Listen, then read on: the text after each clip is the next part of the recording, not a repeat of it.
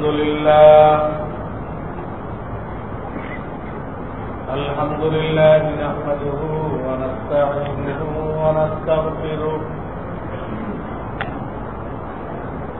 ونؤمن به ونتوكل عليه ونعوذ بالله من شرور أنفسنا ومن سيئات أعمالنا من يهده الله فلا مضل له ومن يضلل فلا هادي له ونشهد أن لا إله إلا الله وحده لا شريك له ونشهد أن سيدنا ومولانا محمدا عبده ورسوله صلى الله تعالى عليه وعلى آله وأصحابه وبارك وسلم. أما بعد فأعوذ بالله من الشيطان الرجيم. بسم الله الرحمن الرحيم. يا أيها الذين آمنوا إذا قمتم إلى الصلاة فاغسلوا وجوهكم وأيديكم إلى المرافق وامسحوا برؤوسكم وأرجلكم إلى الكعبين. وقال رسول الله صلى الله عليه وسلم تبلغ الحلية من المؤمن حيث يبلغ الوضوء أو كما قال رسول الله صلى الله عليه وسلم. बुजुर्गान मुहतरम,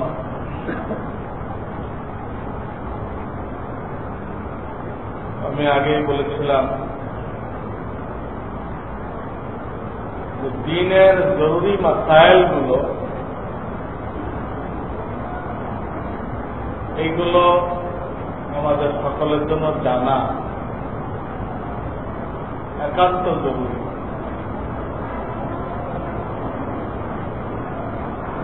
বর্তমান দুনিয়াতে ওই জিনিসগুলোর উপরে কোনো গুরুত্ব দেওয়া হয়েছে না। ইসলামের বিভিন্ন দিক তুলে ধরা হয়েছে। সায়েন্স বিজ্ঞান দিয়ে ইসলামের এক একটা দিক প্রমাণ করা হয়েছে। এগুলো খারাপ নয়, কিন্তু কথা হল এগুলো জানা ফরজ নয়। এগুলো খারাপ নয়, যে সায়েন্স দ্বারাও ইসলামই প্রমাণিত হয়। যত দিন দেখতেছে কাফের মুশরিকরা ঈমান আনতেছে না, ইল্লা মাশাআল্লাহ, আল্লাহ যাদেরকে তৌফিক দান করতেছেন তারা আমভাবে ঈমান আনতেছে না, কিন্তু ইসলামের হুকুম আহকামগুলো তারা নিয়ে নিচ্ছে। যেমন তারা এখন খতনা করা শুরু করে, তাদের বাচ্চাদেরকে খতনা করাইছে। দেখতেছে এটা না করাইলে সিরিয়াস এক এক রোগ, ডেঞ্জারাস এক এক রোগ হয়েছে, যার চিকিৎসা হয় না। অথচ ইসলামের একটা বিধান খতনা, যত জিনিসটা সুন্দর, ইসলামের এই বিধানটা সুন্দর, কিন্তু এটাকে শিয়ার ইসলাম বলা হয়। ইসলামের কতগুলো বিষয়কে হাইলাইট করা হয়েছে, তার মধ্যে ফরজ আছে, সুন্নত আছে, তার মধ্যে এটা একটা বিষয়।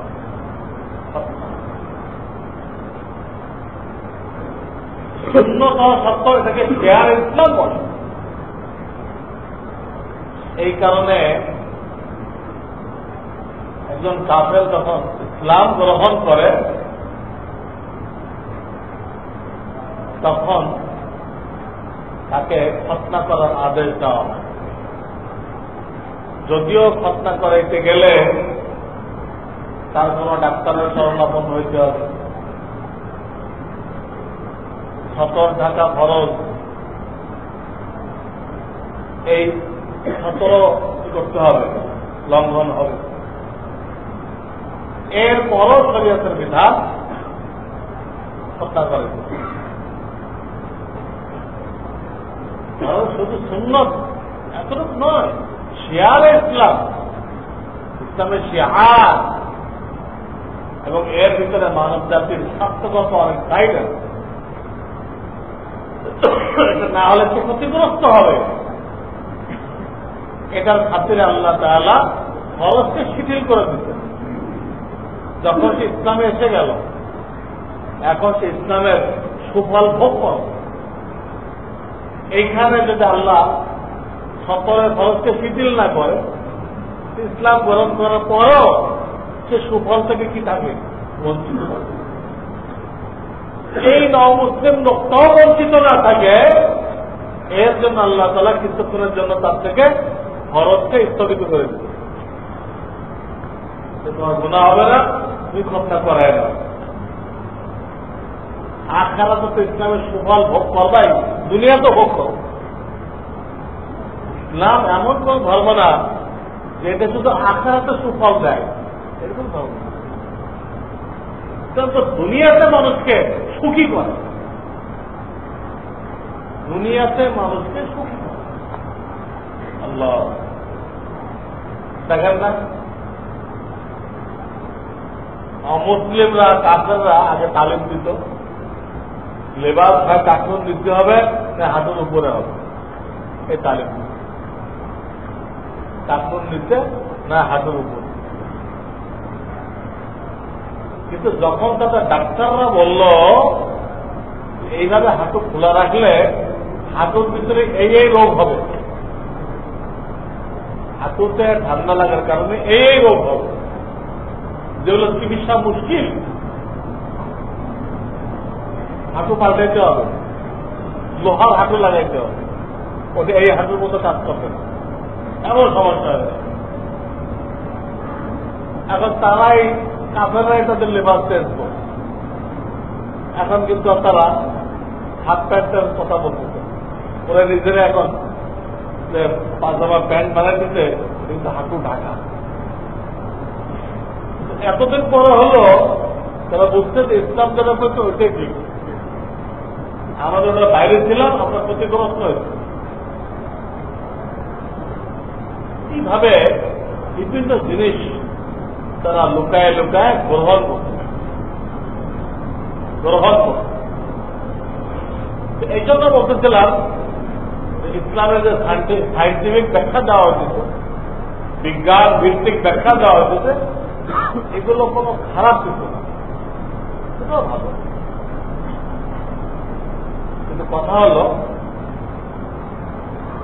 এটাকে ফরজ করা হয় নাই, কতগুলো বিষয়কে ফরজ করা হয়েছে। আমার পীর ও মুর্শিদ বলতেন যে তোমার মুসাল্লিদেরকে দেখো, তাদের ভিতরে ফরজ পরিমাণ এলেম যদি এসে যায় থাকে, তুমি সাইন্টিফিক ব্যাখ্যা দাও, তোমার কোনো নিষেধ নেই।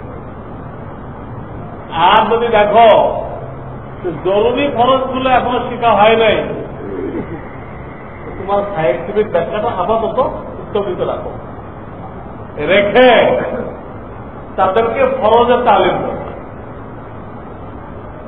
ফরজের তালিম ওটা আগে করো, আর সাইন্টিফিক ব্যাখ্যাটা পরে দেয়। এটা আমার পীর ও মুর্শিদ বলতে, এটা যুক্তি সম্ভব, কারণ ব্যাখ্যাটা আমলে কাজে লাগবে। আমাদেরটা দেখে দেখে খ্রিস্টানরাও গ্রহণ করলো, ঠিক আছে, আমাদেরটা সত্য প্রমাণিত হল, কিন্তু এটা আমাদের কোনো আমল তো চেঞ্জ হবে না। কাফেররা আমাদেরটা গ্রহণ করুক আর না করুক, হ্যাঁ, আমরা তো আমাদেরটা কি করবো, আমল করবো। আমরা কি বসে থাকবো যে আমাদের এগুলো যে খ্রিস্টানরা নেয়, ওরা বেশি শিক্ষিত, তাহলে আমরাও করবো, আর ওরা না করলে আমরা এটা করবো না, নাউযুবিল্লাহ। এরকম তো আমাদের কোনো দৃষ্টিভঙ্গি নেই। তারা মিলে নিয়ে যাক, নিয়ে দুনিয়ার সুফল ভোগ করুক, ইমান আনলে আখিরাতেও ভোগ করবো, আমরা নিষেধ করবো। তো আমরা তাদের জন্য বসে থাকবো। আমরা তো সাহিত্যে ইসলাম গ্রহণ করিনি, আমরা বিনা বাক্য ব্যয় আল্লাহকে স্বীকার করছি, আল্লাহ রসুলকে স্বীকার করছি, কবরের জিন্দগি, হাসর জিন্দগি স্বীকার করছি, কোন যুক্তি চাই নেই, বিনা যুক্তিতে আল্লাহ ইউমিনুনা বিল গায়ব, না থেকে বিশ্বাস করতে হবে, ওইটার নাম ঈমান। সায়েন্সে আসার পর বিশ্বাস করলেন, ওটার নাম ঈমান না, ওটা তো আপনি সায়েন্স মানবেন। আর বিনা কথায় যেটা মানবেন, ওটার নাম ঈমান। যাই হোক, তারা আমাদের দিকে আগাক বা না আগাক, আমাদের কাজটা আমাদের করে যেতে হবে, জরুরি আমল করতে হবে। এই জন্য জরুরি মাথায়গুলো শিখতে হবে। ঈমান তো জীবনে একবার ঈমান আনতে হয়, প্রত্যেকদিন ঈমান আনতে হয়। হ্যাঁ, একবার ঈমান আনবে, ওইটার উপরে কায়েম থাকতে হয় মৃত্যু পর্যন্ত। আল্লাহ না করুক মাঝখানে কেউ কুফরি কথা বলে দিল, তোর পিছনে সব আমল নষ্ট হয়ে গেল, সব বাতিল হয়ে গেল। তার বিবির সাথে বিবাহ শেষ হয়ে গেল, তখন তাকে আবার নতুন করে কালেমা পড়ে, ঈমানে মুফাসসাল পড়ে ঈমান আনতে হয়। ঈমান আনলে ঠিক আছে, মাফ হয়ে যাবে, পিছনে এত নেকি যে বরবাদ হয়ে গেল, যেগুলো দিয়ে এসে জান্নাতের অনেক উপরে যাইতে পারত, সেগুলো তো নষ্ট হয়ে গেল। এই জন্য ঈমান সম্পর্কে এলেম হাসিল করা খুবই জরুরি। আমি বলি যে প্রত্যেকটা মসজিদে ঈমানের তালিম হওয়া, যারা ইমাম থাকবে তবে ঈমানের বিষয়গুলো এক একদিন এক একটা তালিম করবে। এটা আধা মিনিট লাগবে, আধা মিনিট একদিন তালিম করলো। সমস্ত নবী রাসূলগণ নিষ্পাপ ছিলেন, শেষ। আর একদিন তালিম করবে, নবী রাসূলগণ গায়েব জানতেন না, শেষ। আর একদিন তালিম করবে, আমাদের নবী শেষ নবী, ওনার পরে কোন নতুন নবী আসবে। এগুলো ইমানের পয়েন্ট, এগুলো বলতে আধা মিনিট লাগে। এইভাবে ইমানের কিতাব থেকে সবগুলো পয়েন্ট তালিম করে দেবে। আজকে তালিম নেই, এর তালিম বহুত জরুরি। সব মসজিদে মসজিদে, এমনকি নিজের বাসায় ইমানের তালিম হওয়া দরকার। সেখানে বিরুদ্ধ অনেকে বিরুদ্ধ পিতা মাতা আছে, দাদা দাদি আছে, আরো কোন আত্মীয় স্বজন আছে, তারাও যখন ইমানের বিষয়গুলো জানলো, ওটাই বিশ্বাস করবে, তো অন্তত দুনিয়ার থেকে ইমানের পুঞ্জিটা নিয়ে চলে গেল। আর ইমানের পুঞ্জি নিয়ে যে দুনিয়াতে যেতে পারবে, তার জন্য জান্নাতটা নিশ্চিত হয়ে গেল। চাই পয়লা চান্সে হোক, চাই দ্বিতীয় চান্সে হোক, ইমানের পুঞ্জি যার কাছে থাকবে তার জন্য জান্নাত নিশ্চিত। এই জন্য ইমানের কিতাব থেকে, কিতাবুল ইমান এ তালিম শুধু মসজিদে না, আমাদের প্রত্যেকের ঘরেও আমাদের বিবিদের ইমান ঠিক করার দরকার নেই, আমাদের মাদের ইমান ঠিক করার প্রয়োজন নেই, বৃদ্ধ দাদা দাদিদের ইমান ঠিক করার প্রয়োজন নেই। আমাদের দায়িত্ব অবশ্যই তাদের নলেজে দিতে হবে। এর জন্য আমরা কিতাবুল ইমান সংগ্রহ করি এবং ইমানের তালিমকে ব্যাপক করি। এটা আমাদের একটা বহুত বড় দায়িত্ব। তাহলে হবে কি, চতুর্দিক দিয়ে ইমানের উপর যে হামলা আসতেছে, এই হামলা সত্ত্বেও আপনি আমি ইমানের উপরে কায়েম থাকতে পারবো। আগে এলেমই না থাকে আপনার কাছে, কখন কোনটা বিশ্বাস করবো আল্লাহ না করুন, ইমানটা নষ্ট হয়ে যাবে। হাদিসের দ্বারা বোঝা যায় কিয়ামতের আগে ইমানের উপরে হামলা বেশি হবে। এত হামলা হবে ইমানের উপরে যে আল্লাহর হাবিব সাল্লাল্লাহু আলাইহি ওয়াসাল্লাম বলেন, ইউসবিহু রাজুলুন মুমিনান ওয়া ইউমসি কাফিরান। এত হামলা হবে যে একটা লোক সকালে মুমিন ছিল, বিকাল আস্তে আস্তে সে বেঈমান হয়ে গেছে। এত হামলা হবে, এত হামলা হবে। এই দেখেন এয়ারপোর্টের সামনে মূর্তি বানাই দিচ্ছে, দিনদার লোকেরা প্রতিবাদ করছে, তো মসজিদের শহর, মূর্তির শহর না। তারপর পাশে হাজি ক্যাম্প, এই জায়গায় মূর্তি হইতে পারে না। যার তাদের কুরবানি, তাদের প্রতিবাদের কারণে সরাই না হয়। প্রশাসনকে আল্লাহ তাআলা তৌফিক সরাই।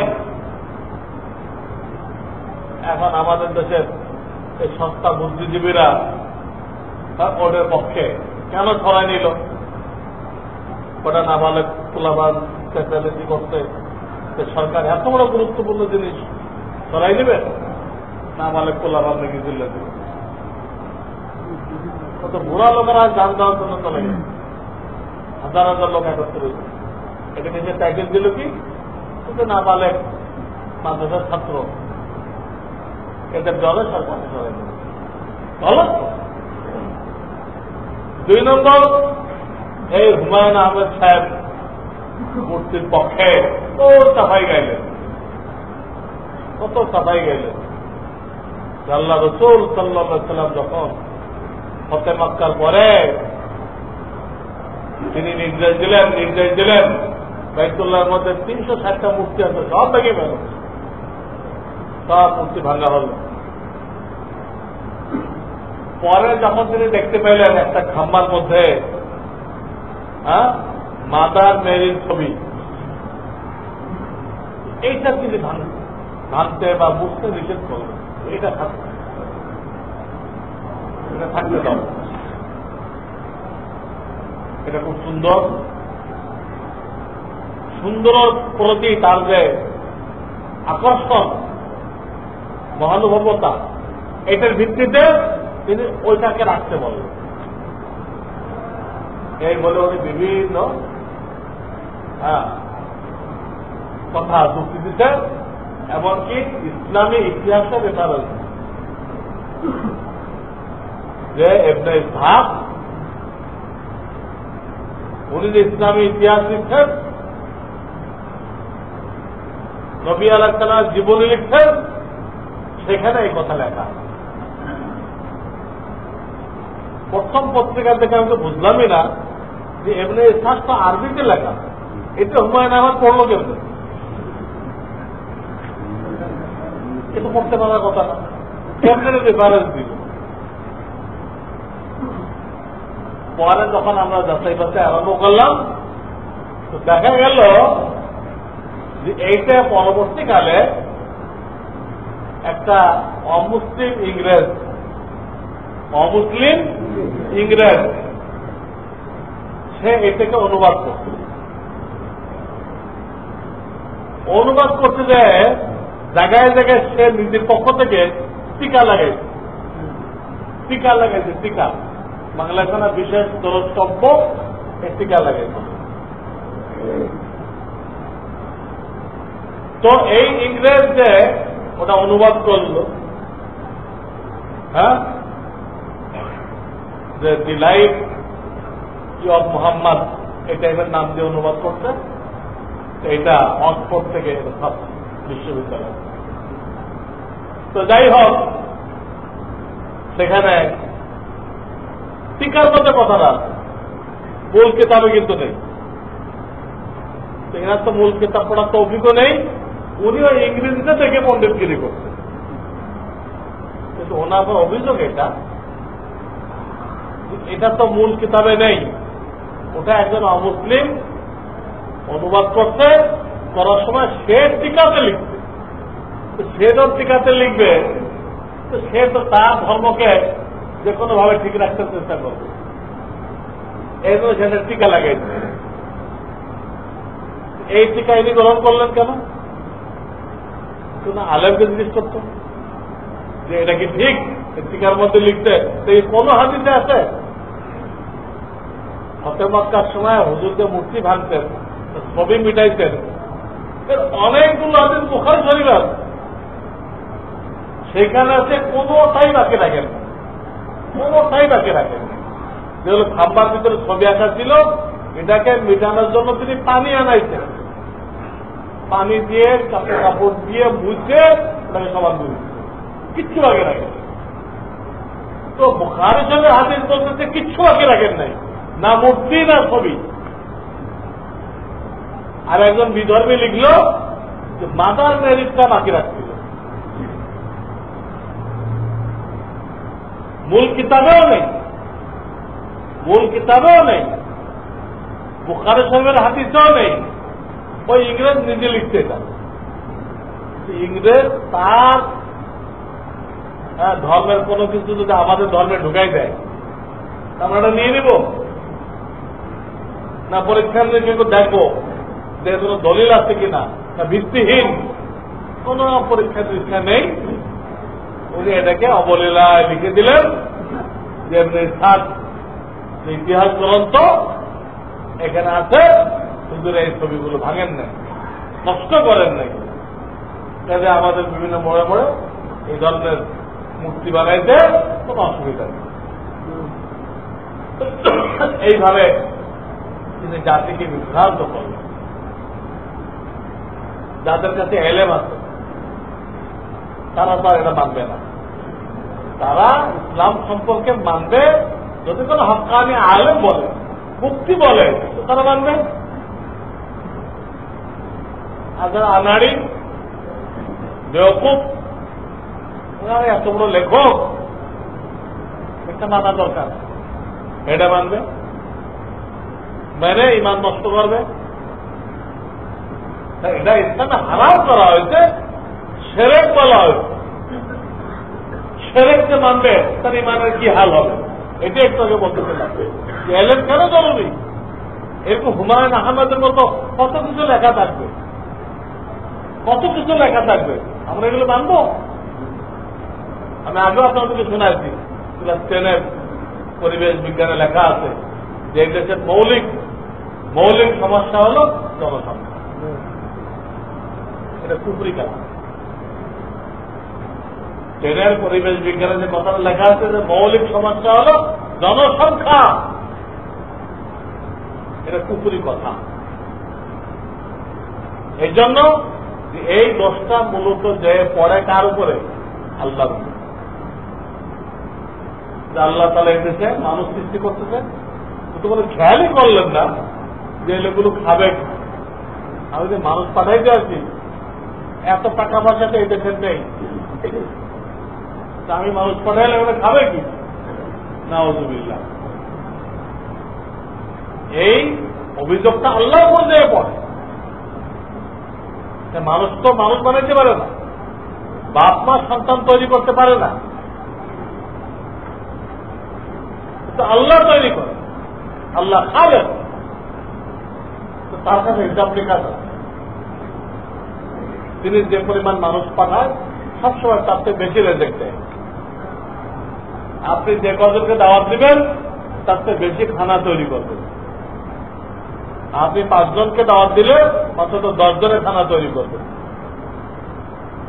আপনার খালেক মালিকের আকল আপনার থেকে কোটি কোটি কোটি কত কোটি গুণ বেশি। তিনি এই ধরনের কাজ করেন। কিন্তু এখানে এই অভিযোগটা যে আল্লাহর উপর করা হল, কুফরি কথা। যেহেতু জনসংখ্যা আল্লাহ বানান, এটা সমস্যা হতে পারে। সমস্যা কোনটা? তাদেরকে দ্বীনি তালিম দেওয়া হল না, তাদেরকে নীতি নৈতিকতা শেখানো হল না। মানুষ দেশের কম হোক বা বেশি হোক, কোন দেশের মানুষ কম হোক বা বেশি হোক, সমস্যা কখন হয়? যদি তারা ধর্মীয় তালিম না পায়, তাহলে লোক কম হলেও সমস্যা হবে। লোক কম, কিন্তু ওর মধ্যে 12 আনা ঢাকায় পেয়েছে, বাকি 4 আনাকে আরামে থাকতে দেবে। কম হলেও সমস্যা হবে, আর বেশি হলে তো হবেই। তো সমস্যা কোথেকে হয়েছে? জনসংখ্যার কারণে না। এটা হলো যদি জনগণকে, ওই দেশের নাগরিককে আল্লাহর হুকুম আকামের শিক্ষা না দেওয়া হয়, তাদের অন্তরে আল্লাহর ভয় সৃষ্টি না করা হয়, তাহলে সমস্যা হয়ে যাবে। ওই দেশে তোর টাকা ভরে দেবে। আর বিশেষ করে ইংরেজরা যে তালিম দিচ্ছে, ইসলামের তালিম হলো মায়েরা কোনো চাকরিতে যাবে না, সে সন্তানদেরকে আল্লাহর ওলি বানাই। ইসলামের মা মাদ্রাসার থেকে, মাদ্রাসার সংক্ষেপ বোঝানোর জন্য বললাম, মা মানে মাদ্রাসা, আদর্শ মাদ্রাসা। প্রত্যেক মা তার সন্তানদেরকে আল্লাহর ওলি বানাই।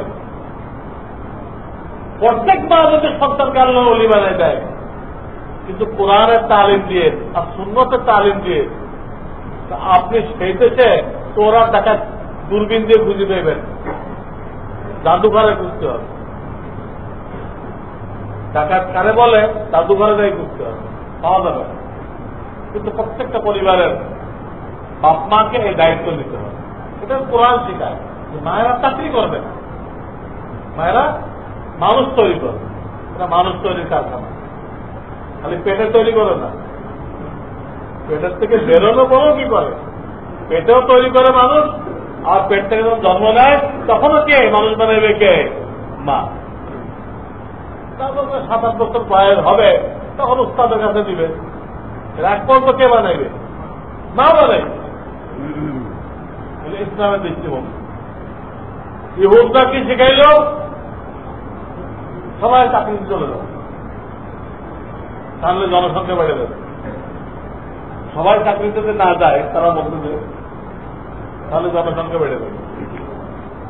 এই জনসংখ্যা কমানোর জন্য তাদের স্বামী স্ত্রী কাছাকাছি না হতে পারে, সব দূরে দূরে পাঠিয়ে দেবে। না হতে বললাম, এই বাচ্চা কাচ্চাগুলো হবে, এরা কার কাছে আল্লাহ আল্লাহ হবে? হ্যাঁ, এদেরকে কে মানুষ করবে?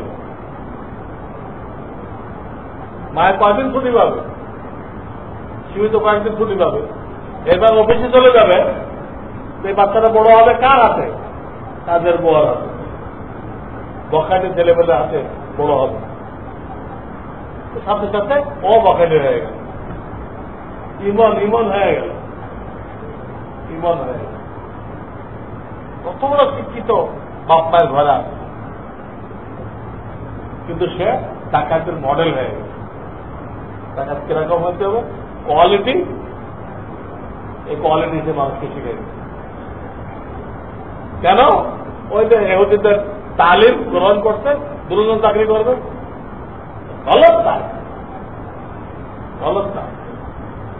তো বলতেছিলাম জনসংখ্যা সমস্যা না, ধর্মীয় তালিম না দেওয়া এটা সমস্যা। এইটার কারণে মানুষ অমানুষ হয়ে যায়, অমানুষ হয়ে যায়। এতে দুজন চাকরিতে দেবেন, আপনি বেতন তো বাড়ি পর্যন্ত আনতে পারবেন না। হাজারো মায়ের ছেলে পথে দাঁড়ায় রয়েছে, আমরা বেতনটা কিনে নেওয়ার। ওইসব মায়েরও বাচ্চাদের শিখায়নি, ওরা পথে মোড়ে মোড়ে দাঁড়ায় রয়েছে, যে এখন তো বেতন দিচ্ছে বিভিন্ন অফিস আদালতে,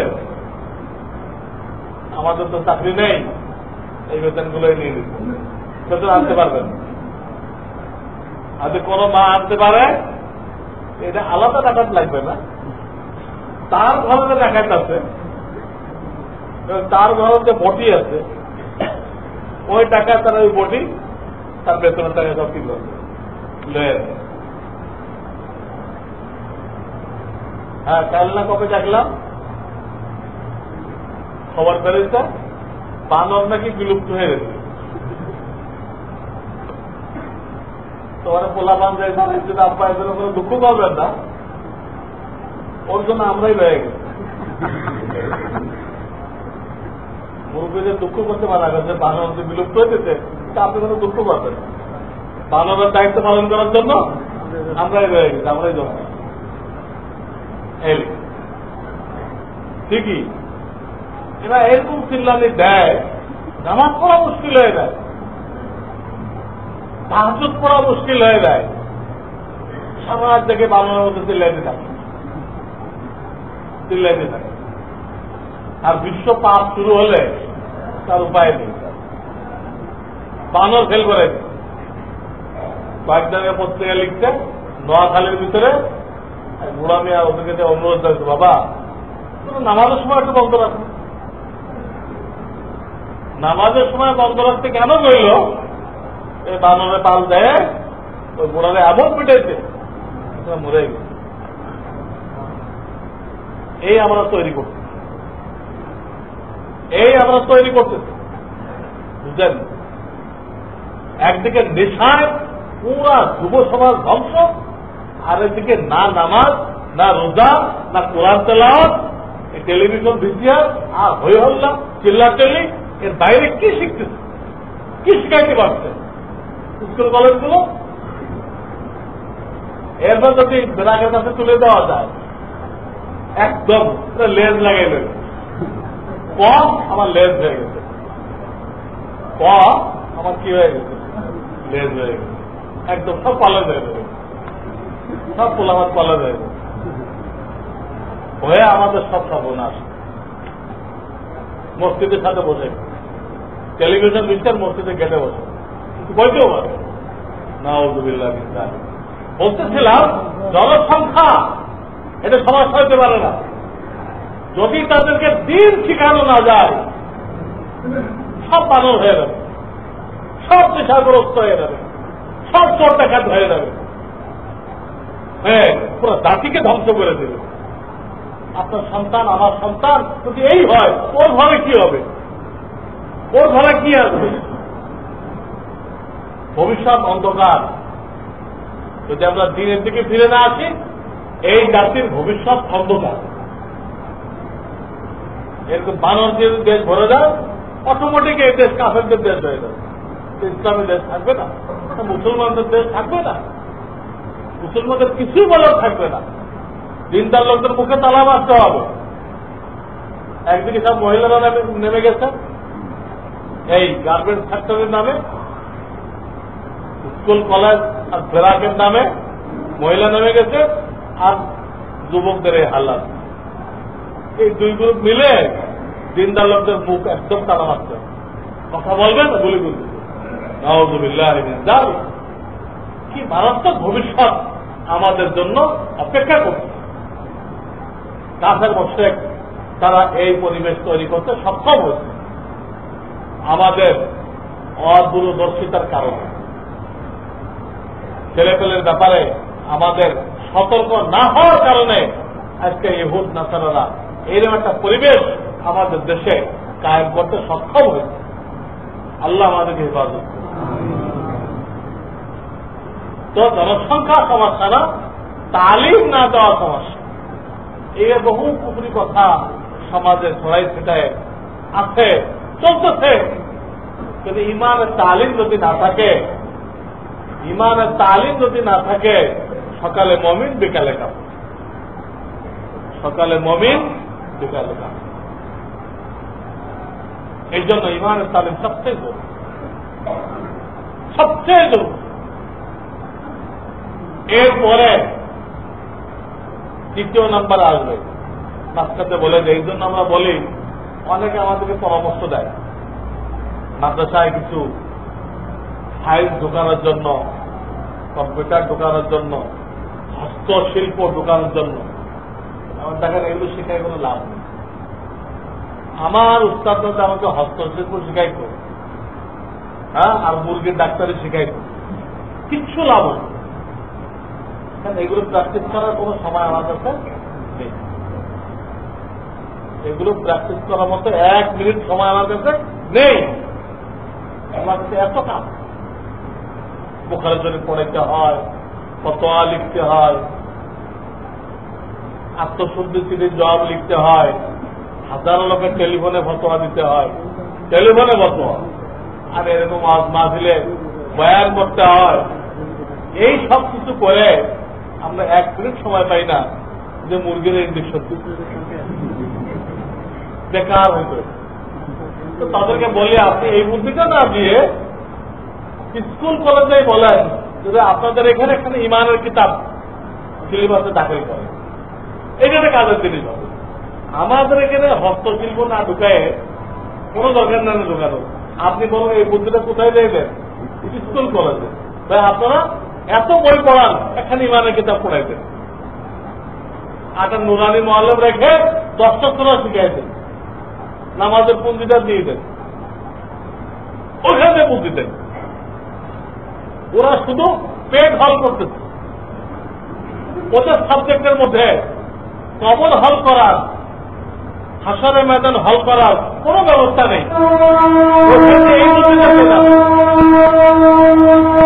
এইখানে মাদ্রাসায় আপনার এই বুদ্ধি দেওয়ার দরকার নেই। এইখানে খায়ের খাই করার দরকার নেই, ওইখানে খায়ের খাই করেন, ওইখানে কল্যাণ কামনা করেন। আমাদের দরদ দেখায় গলত করে, ওইখানে দরদ। তো যাই হোক, আল্লাহ আমাদেরকে সহি বোঝার তৌফিক দান করেন।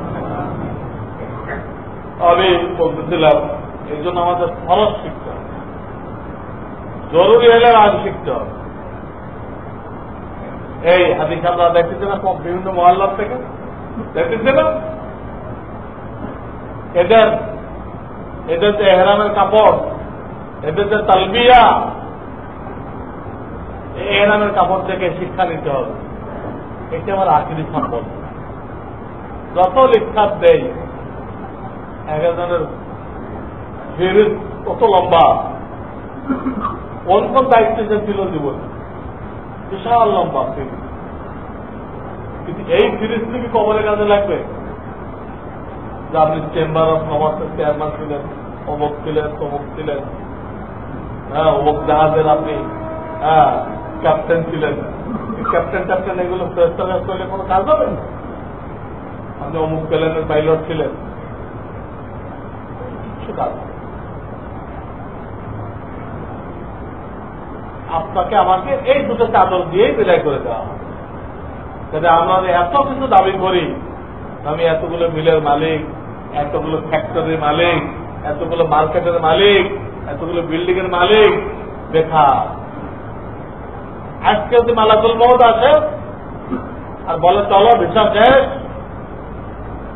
এই 2 কাজ চাদর আপনার আমার সম্ভব। আমরা যত কিছু দাবি করতেছি এগুলো সব বেকার। সব বিবি বাচ্চার জন্য রেখে 2টা চাদর নিয়ে চলে যেতে হবে। কাজে নিজেকে 2টা চাদরের বেশি মালিক মনে না করি, ধোকার মধ্যে আছে। শয়তান আমাদেরকে ধোকার মধ্যে রাখে, যে মালের কারণে এত অহংকার করছে। এই মাল আজকে হাত খাওয়া হয়ে গেছে, আরেকজনের মালিকানা চলবে। মৃত্যুর আগে মানুষ অসুস্থ হয় না? এই অসুস্থ হওয়ার সাথে সাথে, অসুস্থ হতে 1 মাস থাকে, কেউ 3 মাস থাকে, এই অসুস্থ হওয়ার সাথে সাথে তার টোটাল মালের 3 ভাগের 2 ভাগ থেকে মালিকানা বিচ্ছিন্ন হয়ে যায়। 3 ভাগের 2 ভাগ থেকে মালিকানা স্তব, মরে নাই কিন্তু এখন, তার চোখের সামনে মালিকানা শেষ। এখন যদি সে দান খরচ করতে চায় তো 3 ভাগের এক ভাগের ভিতর থেকে করতে হবে, বাকিগুলো সব তার বিবি তার সন্তানদের হয়ে গেছে, তার কোন অধিকার নেই। তো আপনার হায়াতে তত্ত্বের মালিকানা চলে গেল। তাতে এই চাদর থেকে নসিহাত নিতে হবে, এটুক মালিকানা আর কিছু না, ধোকার মধ্যে আছে। আর তাদের তালবিয়া থেকে এই নসিহাত নিতে হবে যে আমার ইমানকে শিরক মুক্ত করতে হবে। এই কথাটা তালবিয়ার মধ্যে 2 বার বলা হবে। কেন তবে একটা কথা 2 বার কেন বলা হবে? এই কথাটার গুরুত্বের কারণে। দেখো, শুধু ইমান আনলে হবে না, শুধু ইমান আনলে হবে না, তোমার ইমান শিরক থেকে খালি কেন এটা খেয়াল করো। এই জন্য তালবিয়ার মধ্যে 2 বার কথাটা বলা হয়েছে, লব্বাইক আল্লাহুম্মা লব্বাইক, লব্বাইক লা শারীকা লাক লব্বাইক। এটা লা শারীকা লাক, শিরক মুক্ত করো। ইন্নাল হামদা ওয়ান নি'মাতা লাকা ওয়াল মুলক লা শারীকা লাক। আবার চতুর্থ বাক্য কি? লা শারীকা লাক। আবার শেষ বাক্য এটা। দেখো তোমার ইমানে শিরক না থাকে, শিরক মুক্ত করো। তুমি কি মাজারে যেয়ে সিজদা করো? মাজারে মান্নত করো? মাজারে যেয়ে চাও? মাজারে গেলাপ দাও? মাজারে বাতি দাও? মাজারওয়ালাকে গায়েব জানওয়ালা মনে করো? মাজারে গাড়ি দামে পয়সা দাও? এগুলো করলে তোমার ইমান গ্রহণযোগ্য না, শিরক করা। এই ইমান গ্রহণযোগ্য না, চলবে না ইমান। বহু কারণ আছে, এসব কারণে ইমান নষ্ট হয়। তো তাদের চাদর থেকেও সবক নিতে হবে, আমার মালিকানা এই। তালবিয়া থেকে সবক নিতে হবে, আমার ইমানকে শিরক মুক্ত করতে হবে। তাহলে উলামায়ে কেরামের কাছে যাই, আমার ইমানকে যাচাই করি আমার ভিতরে শিরক আছে কিনা। ইন্নাহু মান ইউশরিক বিল্লাহ ওয়া মান ইউশরিক বিল্লাহ, শিরক করবে। হ্যাঁ, আল্লাহ তাআলা তার জন্য জান্নাতকে হারাম করে, তার জন্য জান্নাতকে হারাম করে দিল। এই জন্য খুব গুরুত্বপূর্ণ, শুধু ইমান যথেষ্ট না, ওটা শিরক থেকে খালি করতে হবে। শিরক থেকে খালি করতে হবে। তাদের তবলিগের ভাইরাতে বলে ইমানের মেহনত করি আমরা, বিলকুল সই। যারা ইমানের মেহনত করে, ওই মেহনতের বরকতে তাদের ইমান শিরক থেকে খালি হয়ে যায়। যারা মেহনত করে না, তা তো বুঝতেছে না আমার ইমানে শিরক আছে না। তো এই হাদিস আপনাদেরকে দেখে আরো অনেক নসিহত আছে, আমি 2টা নসিহত বললাম। তাদের চাদর থেকে একটা, তাদের তালবিয়া থেকে একটা। আসল যেটা শুরু করতে চাইছি, দেশ শুরু করি। আল্লাহ আমাদেরকে তৌফিক দান করেন। আমি আগেই বলেছিলাম যে নামাজ যে আমরা পড়ি, এই নামাজের বাইরে কতগুলো ফরজ আছে না? শরীর পাক, কাপড় পাক, নামাজের স্থান পাক, সতর ঢাকা, কিবলামুখী হওয়া, ভক্ত হওয়া, আর কি করা? নিয়ত করা। আমাদের নিয়ত করতে হবে। আর জামাতের সাথে যখন পড়বো তো ইক্তেদার নিয়ত করতে হবে। একা পড়লে তো শুধু নামাজের নিয়ত, ইমামের পিছন যখন পড়বো তো নামাজের নিয়ত এবং ইক্তেদার নিয়ত উভয়টা জরুরি। শুধু আপনি নামাজের নিয়ত করলেন, ইমামের ইক্তেদার নিয়ত করলেন না, তাহলে কিন্তু আপনার নামাজ হবে না। কারণ নামাজ আপনি সূরা কেরাত করতে পারতেছেন না। আপনার ইমামেরটা আপনার সূরা কেরাত গণ্য হবে, গণ্য হবে। কিন্তু কখন গণ্য হবে? যখন আপনি তাকে ইক্তেদা করার নিয়ত করবেন, তো তার সূরা কেরাত আপনার হয়ে যাবে। একা পড়লে তো হয়তো ভুল পড়ছে, ইমাম সব তো ভুল পড়বে, সহি তেলাওয়াত হয়ে গেছে, কিন্তু তার নিয়ত তেলা পাওয়া যায়, ইক্তেদার নিয়ত। অনেকে মশলা জানে না, খালি নামাজে নিয়ত করতেছে, কি হাল হবে তাদের? কষ্ট করে জামাতও আসলো, জামাতের সাথেও পড়লো, একটু মশলা না জানার কারণে নামাজটা নষ্ট হয়ে গেল। এই জন্য আল্লাহ তাআলা এলেম শিক্ষা করাকে ফরজ করে দিয়েছেন, ফরজ। আজকে আমি যে বিষয়টা আপনাদের মধ্যে রাখতে চাই সেটা হল উযু করার তরিকা। শরীর পাক মানে যদি কারো গোসল ফরজ হয়ে যায় তাহলে তো ফরজ গোসল করতে হবে।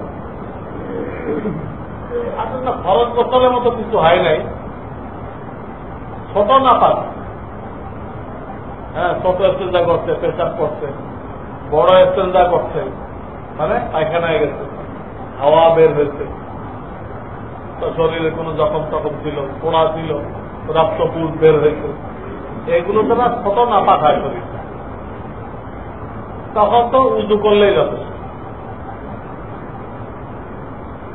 তো আমি উযু দিয়েই শুরু করতেছি। আল্লাহ তাআলা এই ব্যাপারে কোরআন আয়াত নাযিল করতেন, ওই আয়াত আমি পড়েও শোনাচ্ছি। ইযা কুমতুম ইলাস সালাহ ফাগসিলু উজুহাকুম ওয়া আইদিয়াকুম ইলাল মারাফিক, এই আয়াত। উযু করার তরিকায় প্রথমে আমি এটাই চেষ্টা করব কিবলামুখী হয়ে বসতে। একান্ত না পারা গেলে এটা ফরজ ওয়াজিব না, এটা একটা মুস্তাহাব। যেখানে পারা যায়, যেখানে পারা যায় সেখানে চেষ্টা করবো কোন দিক থেকে বসতে, কিবলার দিকে, কিবলামুখী হয়ে বসতে। উযুর নিয়ত করতে হবে মনে মনে, আমি পাক হওয়ার জন্য উযু করব, উযুর নিয়ত করব। 3 নম্বর, বিসমিল্লাহ পড়তে হবে। বিসমিল্লাহির রহমানির রহিম, বিসমিল্লাহি আলহামদুলিল্লাহ।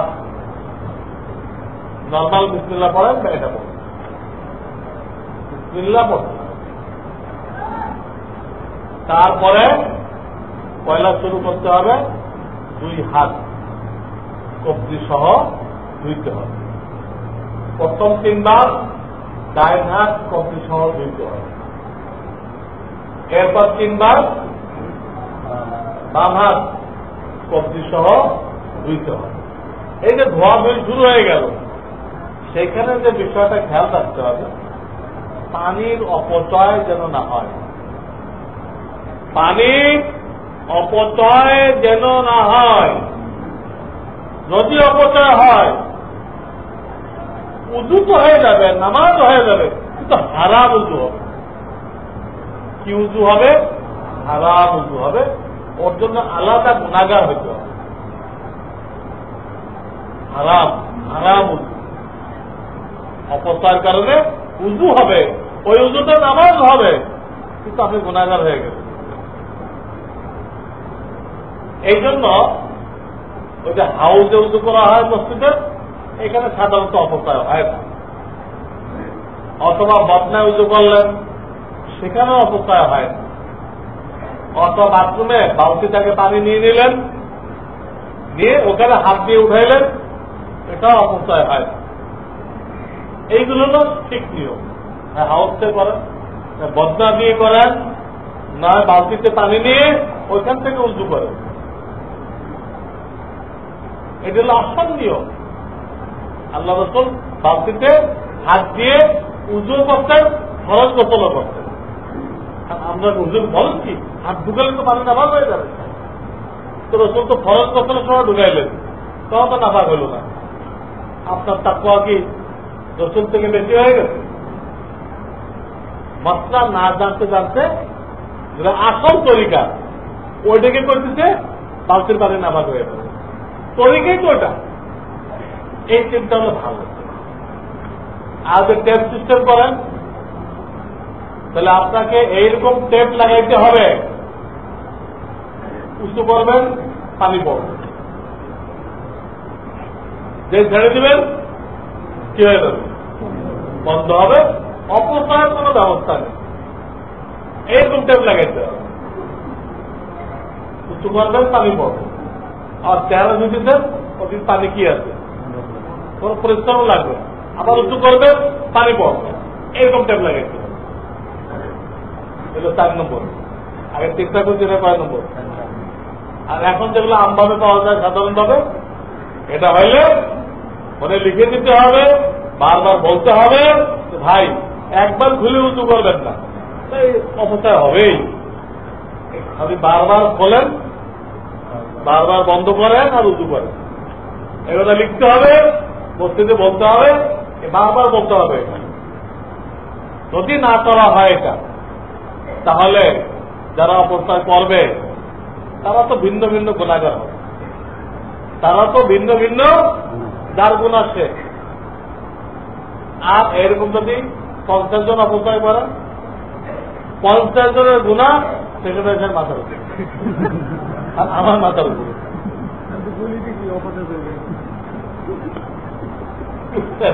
ওইরকম টেপ লাগাইলো, আবার এটা কেন কইল না, এসব গুণার দায়িত্ব আমি ফকির সাহেবের উপরে, আর যারা মসজিদ কর্তৃপক্ষ আছে তাদের উপরে। কারণ এই গুণার রাস্তা এনারা বানাইছে, আর আমি এটা বলি নাই কেন, বুঝছেন? তারা তো এক একজন গুণাগার হইল, আর সমস্যা আসলে আমাদের মাথায় নিজের নাকি কদ্দূর আছে, এত লোকের গুণা নিয়ে কেমন ব্যস্ত যাইব। দেখেন এই জন্য এই যে হাত ধোয়া দিয়ে শুরু হয়ে গেল, এইখানে যে বিষয়টা খেয়াল করতে হবে, অপচয় করা যাবে না। আপনি কোটিপতি হন, আপনাকে আল্লাহ তাআলা অপচয় করার অনুমতি দেন না। তো দুনো হাত ধুইলেন, দুনো হাত ধোয়ার পরে আপনার কাজ হলো মেসওয়াক। দুনো হাত ধোয়ার পরে কাজ কি? মেসওয়াক। আলতু ভাবে, হালকা ভাবে ডান পাশে করেন, উপরে করেন, নিচে করেন, আর বাম পাশে উপরে করেন, নিচে করেন, হালকা ভাবে। এইভাবে ডাইনে বামে করার পরে মূল মেসওয়াক যেটা, ওটাও যে করবেন, আগে ডান পাশে করে বাম পাশে, তো ওটা করার নিয়ম হলো দাঁতের গোড়া থেকে আগার দিকে। কানা রাসূলুল্লাহ সাল্লাল্লাহু আলাইহি ওয়াসাল্লাম ইযা কামা লিত-তাহাজ্জুদ ইয়াসুসু ফাহু বিস-সিওয়াক। এই ইয়াসুসু লফজের ব্যাখ্যা করতে যায় ফুকাহায়ে কেরাম লিখতেন, ইয়াসুসুর একটা ব্যাখ্যা হলো দাঁতের গোড়া থেকে আগার দিকে মেসওয়াক করা। বর্তমান মেডিকেল সায়েন্স এটাই বলছে। তারা বলছেন দাঁতের যে লম্বাইটা লম্বা, ওই দিক দিয়ে অনেকগুলো রেখা, এইভাবে যদি আপনি একটু শক্তি দিয়ে করেন, ওই রেখাগুলো ক্ষতিগ্রস্ত হয়ে যাবে, পরে আপনার দাঁতের এনামেল নষ্ট হয়ে যাবে। আজকে গোড়ার থেকে আগার দিকে নেন প্রত্যেকটা দাঁতের, তাহলে ওই রেখাগুলো যেদিকে মেসওয়াক ওই দিক করতেছে, ওই রেখাগুলো আমাদের চোখে ধরা পড়বে না, আল্লাহ রাখছেন সাদার মধ্যে, ওইগুলো কোনো ক্ষতিগ্রস্ত হবে না, আপনার দাঁত দীর্ঘস্থায়ী হবে। মূল মেসওয়াকটা দাঁতের গোড়া থেকে আগার দিকে করতে হবে। 2 হাত ধোয়ার পরে মেসওয়াক করলেন, দাঁতের বাইরে, দাঁতের ভিতরে, দাঁতের উপরে, মাড়িতে, জিহ্বায়, জিহ্বার উপরে, তালুতে, এই কয়েক জায়গায় মেসওয়াক করবেন। মেসওয়াক করার পরে 3 বার কুলি করবেন। যদি আপনি রোজাদার না হয়ে থাকেন তো অন্তত একটা কুলি গড়গড়া সহকারে করবেন। একটা কুলি কি সহকারে? গড়গড়া সহকারে করবেন। কুলি হয়ে গেল। এখন কাজ হল 3 বার নাকের মধ্যে পানি ঢুকাইতে হবে এবং নাক ঢাকতে হবে। আমরা হলো 3 বার নাক ভিজাই, এটা হাদিসের সাথে কোনো সম্পর্ক নেই। আমরা ওদের সময় যারা করি 3 বার নাক ভিজাই, এর কোনো হাদিস নেই। এটা হলো দেখা দেখে ইসলাম। কয়জন নাক ভিজাইতে দেখছি, আমিও ভিজাইছি, হাদিসে কি আছে? হাদিসের 2টা শব্দ আছে। ইস্তিনশাক একটা শব্দ, যার অর্থ নাকে পানি দাখিল করা। আর একটা শব্দ ইস্তিনসার, নাক ঝাড়া। দুটো শব্দ কেন আছে? আল্লাহ রাসূল সাল্লাল্লাহু আলাইহি ওয়াসাল্লাম প্রথম আপনি ডাইন হাত দিয়ে এটা চড়াইলেন, নাকের ভিতরে ঢুকাইলেন, ঢুকায় বাম হাতের দুটা আঙ্গুল, দুই কিনারের দুই আঙ্গুল বৃদ্ধ এবং কনিষ্ঠ, এটা ঢুকায় আপনি একটু লাড়াচাড়া দিবেন।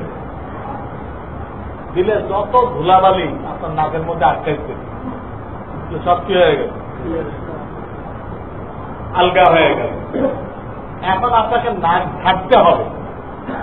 পানি ঢোকানোর পরে নাক সাফ করে নাকটাকে ঝাড়তে হবে। ঝাড়ার অর্থ কি? জোরে শ্বাস ফেলতে হবে, জোরে, একে বলে নাক ঝাড়া। পানি ঢুকাইতে হবে, বাম হাতের কেনারের দুই আঙুল দিয়ে ওই আলগা ধুলাবালিগুলো সাফ করতে হবে। করার পর নাক ঝাড়বেন, জোরে নিঃশ্বাস ছাড়বেন, সব বেড়ে যাবে। এইভাবে 3 বার নাক সাফ করবে। বিদেশের ডাক্তাররা একবার একটা বস্ত্রকলের ভিতরে জরিপ চালাইছে, তখন তোকে টিভি হয়ে গেছে। যাদের হয়েছে আর তাদের হয় নাই, কেন হয় নাই? তো ওরা জরিপ চালানোর পর দেখে মুসলমান গুলো হয় নাই, আর সব বাছনি করে কাফের গুলো টিভি হয়েছে বস্ত্র বলে। কেন? তার জরিপ চালাইছে। তো ওই যে সুতার মিলগুলোতে সারাদিন কিন্তু সুতার কিন্তু টুকরা উঠতে থাকে, নজরে আসে না। যারা কাফের এদের এগুলো নাচতে ঢুকে একদম এই হয়ে সব নাচতে চলে গেছে, ফুসফুসে চলে গেছে, যে জমতে জমতে টিভি হয়ে গেছে। তো মুসলমান গুলো এই যে ওই যে মিল চালানো ফাঁকে ফাঁকে নামাজ পড়ে না, নামাজ পড়ার আগে উজু করে না, উজু এই উজু করতে গিয়ে তারা নাকে পানি চড়াইছে, আবার দুই আঙুলতে নাক সাফ করছে, আবার নাক ঝাড়ছে। এতে যা কিছু দম ছিল ওগুলো সব বেরোয় আছে। হঠাৎ কিন্তু তাই না, আল্লাহ তাআলা কুদরতি ভাবে ওখানে লোম রাখছেন, আবার ওইখানে ভিজা ভিজা রাখছেন। দেখেন আল্লাহ কুদরতি। হ্যাঁ, চোখ পুরোটা কিন্তু চর্বি, চর্বি আবার নষ্ট না হয়ে যায় এর মধ্যে লবণের খনি দিতে, চর্বি যাতে নষ্ট না হয় এখানে কি দিতে, লবণের খনি, চর্বি হেফাজত করছে। বাম সাইডে কল্প আছে, কল্পে আপনার বেশি ধাক্কা না লাগে, এদের বাম হাতটাই দুর্বল করে দিচ্ছে। কোন শক্তিশালী কাজ বাম হাত দিয়ে করতে পারবে না, জায়গার লাগে। কেন? এই হাতে সমান শক্তি দিত, আর শক্তিশালী কাজ এদেরকে করতাম, তো কল্প আর হাতের মধ্যে এফেক্ট হতো। এটাকে হেফাজত করার জন্য আল্লাহ সিস্টেম করত, এখানে লোম দিতে আর আর্দ্রতা রাখতে, যাতে একটা সময় পর্যন্ত সব ময়লা এখানে ধরে রাখবে। এই সময়ের মধ্যে আপনি সাফ করলেন, তো পরবর্তী ময়লাগুলো ওরা তো আরো এই আর্দ্রতা পাইতেছে না, লোমও পাইতেছে না, ওদের তো আগে বলক হয়ে গেছে, আগের ময়লাগুলো ওগুলো সব নিয়ে দিচ্ছে, পরের ময়লাগুলো করে দেবে, তো সব মাথা হয়ে শ্বাসনালী দিয়ে কোথায় যাবে, ফুসফুসে চলে যাবে। কাফের গুলো নেই হয়েছে, সব টিভি হয়ে গেছে। আর মুসলমান গুলোর ওই ফুসফুসে যাওয়ার আগেই ওই ফাঁকে ফাঁকে নামাজ আসছে, নামাজের সময় তারা পানি ঢুকাই দিচ্ছে, দুই আঙুল দিয়ে সাফ করতেছে, আবার জ্বরে শ্বাস নিচ্ছে, সব সাফ হয়ে যেতেছে, কোন ময়লা লাঞ্চ পর্যন্ত যাওয়ার কোন সুযোগ পাইতেছে। তো পরে দেখা গেল কি হয়েছে, আল্লাহ এগুলোকে এই উজুর বরকতে টিভিতে কি করছেন, কয়েকদিন আগেও পত্রিকায় দেখলাম আমেরিকার ডাক্তাররা এটা জরিপ চালাইছে, তাদের হার্ট ভালো থাকে, এর জরিপ চালাইছে। 1 সপ্তাহ আগে মনে হয় পত্রিকা দেখলাম। তো তারা দেখতেছে যারা নিয়মিত 5 ওয়াক্ত নামাজ পড়ে এদের হার্ট অনেক ভালো হয়েছে, আর যারা বেনামাজি অমুসলিম হাত অনেক উইক পাইছে, পাওয়ার পর একটা ডিক্লারেশনও দিয়ে দিচ্ছে যে যারা নামাজ পড়ে হাত খুব মজবুত। কোন মুসলমান বলে নাই কিন্তু, আমেরিকার অমুসলিম ডাক্তাররা এটা বলছে। আমার দেশের পত্রিকা হলো 1 পৃষ্ঠায় এই নিউজটা। আমি কিছু সাইন্টিফিক ব্যাখ্যা দিলাম, যত এটা ফরজ না, বুঝছেন না? ফরজ হল এটা যদি ফরজ বয়ান করবো, চেহারা ধোয়া, আজকনের ধোয়া, এগুলো ফরজ। কিন্তু ওটা বুঝাই বুঝে কিন্তু সাইন্টিফিক ব্যাখ্যা এসে গেছে, এই জন্য আমি বলা আমার উদ্দেশ্য ছিল। তো বলতেছিলাম নাক কিভাবে ধুইব, এটা কি আমাদের ক্লিয়ার হয়ে গেছে না? ডাইন হাত দিয়ে পানিটা চড়াইতে হবে, উপর দিক দিতে হবে, উপরে চাপ দিয়ে বাম হাতে 2 আঙুল দিয়ে ওটাকে সাফ করতে হবে, পরে একটু জোরে কি করতে হবে, শ্বাস থাকতে হবে। এই হল নাক সাফ করার তৈরি। আজকে এই পর্যন্ত। এরপরে কি নাক সাফ করার পরে কি? হ্যাঁ, চেহারা ধোয়া। চেহারা ধোয়ার তরিকা প্রায় লোক দেখবেন 1 হাত দিয়ে ধোয়াইছে, 1 হাতে ধোয়ার কোনো হাদিস নেই, 2 হাত দিয়ে ধুতে পেরেছে। ইমাম বুখারী বাপ কায়েম করছে যে পানি 1 হাত দিয়ে নাও বন্দা থেকে, নলের থেকে, কিন্তু চেহারা 2 হাত দিয়ে ধোও। এর মধ্যে অধ্যায় আছেন ইমাম বুখারী রাহমাতুল্লাহ আলাইহি। 1 হাত দিয়ে পানি নেন, ওটা আর 1 হাত লাগাবেন, লাগায় কয় হাত দিয়ে চেহারা ধুইবেন? 2 হাত দিয়ে। পানিটা উপরের থেকে নাকি নিচের দিক দিয়ে আসবে, এটা আজকে বলবো না আমি, কারণ এখানে দাড়ি খেলাল করার মশলা আছে। কার জন্য দাড়ির ভিতরে পানি পৌঁছাইতে হবে, কার জন্য দাড়ির ভিতরে পৌঁছানো লাগবে না, এসব কথা আছে। এখান থেকে ইনশাআল্লাহ আল্লাহ তৌফিক দিলে সামনের জুমায় বাকিটাও বলা হবে। আল্লাহ তাআলা আমাদের এই জরুরি মাসাইলগুলো শিক্ষা করা তৌফিক দান করেন।